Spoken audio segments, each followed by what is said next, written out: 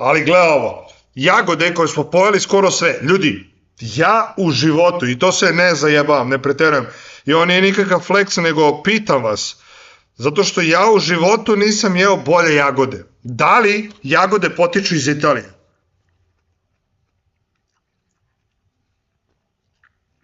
Ja generalno nisam neki fan jagoda, ali ove jagode, ja bih ovo mogu da jedem svaki dan, ovo su najbolje jagode u istoriji svih jagoda.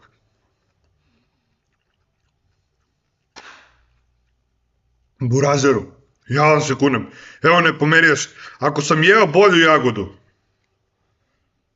Anjin i Goldenitov giveaway nije fake, Burazeru.